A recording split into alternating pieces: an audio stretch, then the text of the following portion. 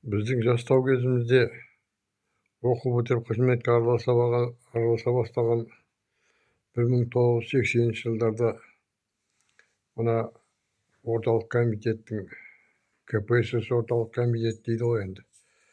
Совет одағы коммунистік партиясының орталық комитетінің пленумдарында экономикалық мәселелер туралы, Совет одағында болып жатқан оқиғалар туралы айта келіп, даму туралы, жоспарлар туралы айта келіп, ең соңында коммунизм адамы жайында айтатын. Коммунистік қоғамда коммунизм құрылысын тәрбиелеу деген тәрбие, коммунистік тәрбие туралы. Міне сол 70 жыл санамызға сіңіп кеткен нәрсені мына Назарбаевтың кезінде сол әлі күнге дейін жалғасып келе жатыр. Оны кейбіреулер идеология жоқ деп іздейді екен кәдімгідей. Идеология керек болатын болса, онда идеология іздеген адамға мен айтар едім, Абайды оқыңыз, Шәкәрімді оқыңыз, Әл-Фарабиді оқыңыз, қазақтың тарихын қараңыз, сол идеология сізге. Ал енді мына адамдарды өзгертеміз, адамдардың санасын өзгертеміз деп Назарбаев өздерінің идеологтарына неше түрлі істеттірді ғой. Бір жылды тарих жылы деді, бір жылды тағы бірдеңке жылы деді, бір жылды тағы бірдеңке жылы деді әйтеу. Неше түрлі бір саясатпен адамдардың санасын өзгерту керек. Қазіргі жағдай басқа жағдай деп. Бұны жеке алып қарауға болмайды адамның санасын, қоғамнан алып. Қоғам қандай болса, адамның санасы сондай болады. Адамның санасы даму үшін адамның айналасы даму керек. Әр адам өзін дамыту керек. Әр адам. Мысалы, мемлекеттің басында немесе белгілі бір мекеменің басында санасыз адамдар отыратын болса, санасы төмен, құлқыннан басқа ештеңені ойламайтын адамдар болатын болса, оның айналасында сондай адамдар жүреді. Мемлекетте сондай мемлекетке айналады. Егер бір семьяның басында семьяның дұрыс адам отыратын болса, мысалы, оқыған, айналасын білетін, өмірдегі өз орнын тапқан адам болатын болса, оның бала шағасы да, туған туыстары да дұрыс болады. Ол айналасына жақсы нәрселерді көрсетіп жүреді. Ал егер белгілі бір семьяда немесе әулетте ондай басшы дұрыс жүретін адамдар болмаса, олардың берекесі болмайды. Мына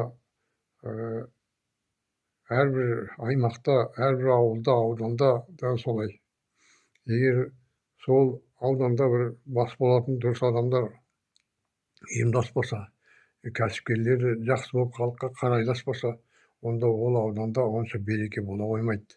Ол ауданға басқа жақтан адамдарды әкеліп, мынаның адамдар жоқ екен деп, оны пайдаланады. Сондықтан да мына айтып жүрген сананы өзгерту керек деп жүрген адамдарға айтарымыз, адамдардың санасы өзгермес бұрын ол іспен айналысу керек.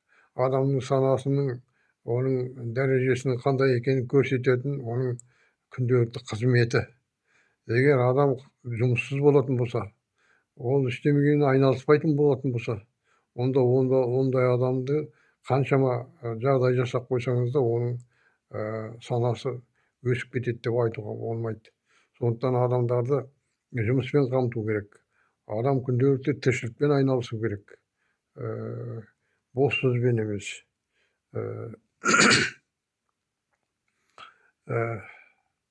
Енді қазір жастардың заманы. Мына қарап отырсаңыздар, көп жастар шетелде жүр. Америкада былай екен деп телефондарын алып түсіріп жатады. Мен Түркияда жүрмін, онда мынандай екен деп. Жарайды, енді көріп келдіңіз. Сол көрген нәрселеріңізді келіп үйіңізге, ауылыңызға жасаңыз, еңбек етіңіз. Ақша тапсаңыз келіп әкеп кәсіпке салыңыз. Бізде мына кәсіппен айналысуға көп уақыт бойы болмады ғой мүмкіндік. Енді қазір мүмкіндік туып еді, мына жемқорлық деген бәле пайда болды. Міне осы жемқорлықпен күресу керек. Айналасында дұрыс адамдар жүретіндей болу керек мына басшылық мекемелердің айналасында. Егер сөйлеген сөзі бір бөлек, істеген ісі бір бөлек болатын болса, ондай жерде береке бола қоймайды. Енді қалай мына біз санамызды өсіреміз, халықтың санасын өсіреміз деп айтатын адамдар былай да жауап беру керек. Ол балабақшада тәрбиеленеді бала. 10 жыл мектепте тәрбиеленеді. Бұл аз уақыт емес. Кішкентай күнінде ата-анасының тәрбиесін алады. Міне осы 20-25-ге келгенше тәрбиеленген адам қоғамнан өзінің орнын таба алмай жүрсе, демек ол тәрбиелер дұрыс нәтижесін бермеген деген сөз.